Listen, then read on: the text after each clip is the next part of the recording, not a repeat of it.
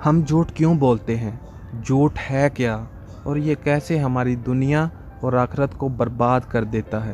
یہ ایک ایسا سوال ہے جس کا جواب تلاش کرنا ہمارے لیے انتہائی ضروری ہے، کیونکہ اس وقت جھوٹ نہ صرف ہمارے معاشرے سرعیت کر چکا ہے بلکہ ہر انسان انفرادی اور اجتماعی طور پر اس برائی میں مبتلا نظر آتا ہے۔ بدقسمتی سے ہمارے ملک پاکستان میں اگر جائزہ لیں تو آپ یہ جان کر حیران ہوں گے کہ اکثریت مسلم معاشرہ ہونے کے باوجود یہاں ہر طرف لوگ جھوٹ بولتے نظر آتے ہیں۔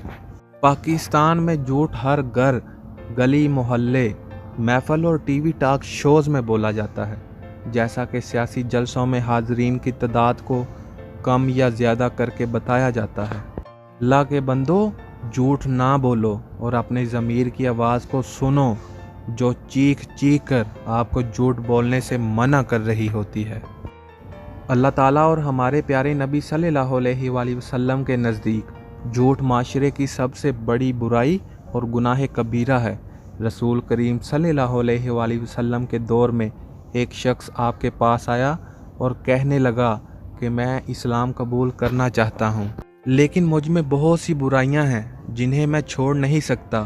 آپ مجھے فرمائیے کہ میں کوئی ایک برائی چھوڑ دوں تو وہ میں چھوڑ دوں گا۔ آپ نے اس شخص سے فرمایا کہ جھوٹ بولنا چھوڑ دو۔ اس شخص نے وعدہ کر لیا اور جھوٹ بولنا چھوڑ دیا، تو اس کے جھوٹ بولنے کے چھوڑنے کی سبب اس کی تمام برائیاں چھوٹ گئیں۔ ایک دفعہ رسول اللہ سے پوچھا گیا، کیا مومن بزدل ہو سکتا ہے؟ آپ نے فرمایا ہاں۔ پھر عرض کیا گیا، کیا مومن بخیل ہو سکتا ہے؟ فرمایا ہاں۔ پھر پوچھا گیا، کیا مومن جھوٹا ہو سکتا ہے؟ آپ نے فرمایا بالکل نہیں، مسلمان جھوٹا نہیں ہو سکتا۔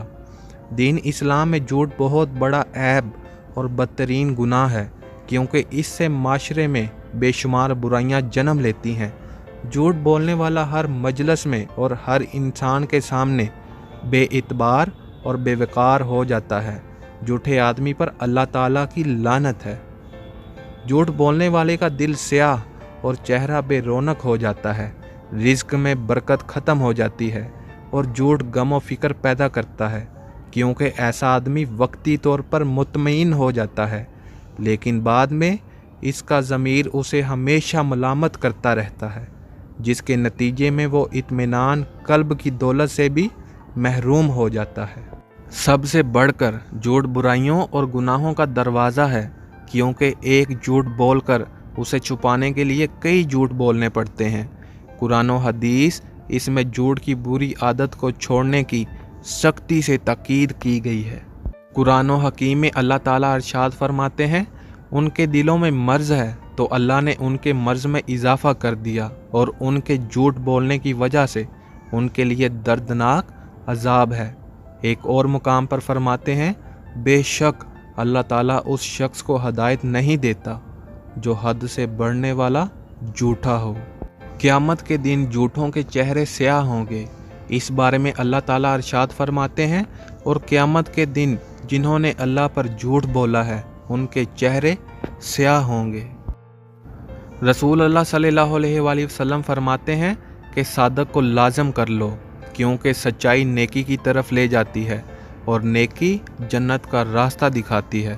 آدمی برابر سچ بولتا رہتا ہے اور سچ بولنے کی کوشش کرتا رہتا ہے، یہاں تک کہ وہ اللہ کے نزدیک صدیق لکھ دیا جاتا ہے۔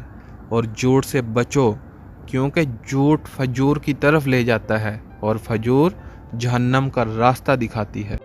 حضرت عبداللہ بن عمر رضی اللہ عنہ سے روایت ہے کہ رسول اللہ صلی اللہ علیہ وآلہ وسلم ہمارے گھر میں تشریف فرما تھے کہ میری والدہ نے مجھے بلایا کہ میرے پاس آؤ، تمہیں کچھ دوں گی۔ آپ نے فرمایا، کیا چیز دینے کا ارادہ ہے؟ انہوں نے کہا، کھجوریں۔ تو آپ نے ارشاد فرمایا، اگر تو کچھ نہ دیتی تو یہ تیرے ذمے جھوٹ لکھ دیا جاتا۔ یعنی اتنی معمولی بات میں بھی جھوٹ بولنے کی ممانعت فرمائی گئی ہے۔ فرمان نبوی صلی اللہ علیہ وآلہ وسلم ہے کہ قیامت کے روز اللہ تعالیٰ 3 آدمیوں سے کلام نہیں کرے گا، نہ ان کی طرف رحمت کی نظر سے دیکھے گا اور نہ ان کو پاک کرے گا، بلکہ انہیں دردناک عذاب دے گا۔ وہ 3 آدمی بوڑھا زانی، جھوٹا بادشاہ اور متکبر فقیر ہیں۔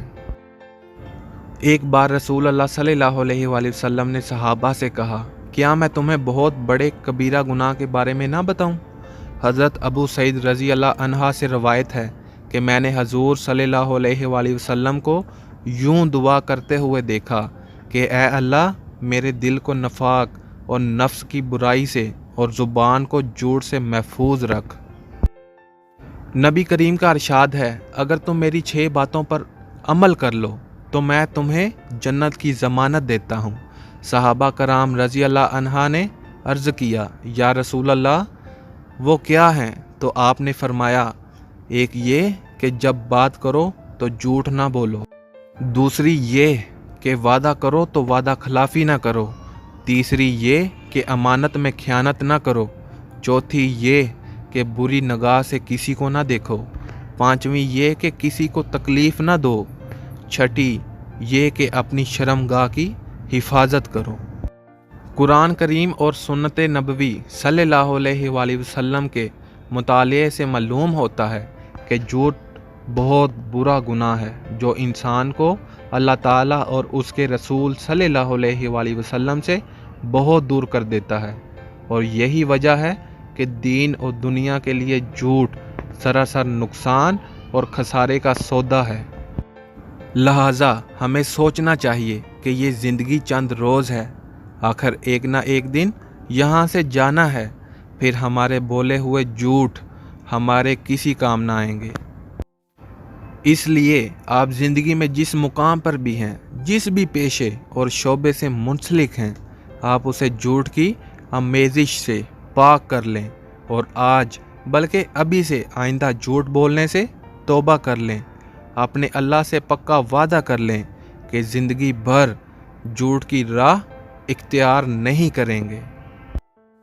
سچ بولنے اور سچ پر زندگی گزارنے کا ارادہ کریں، بلکہ دوسروں کو بھی اس بات کی تلقین اور نصیحت کریں۔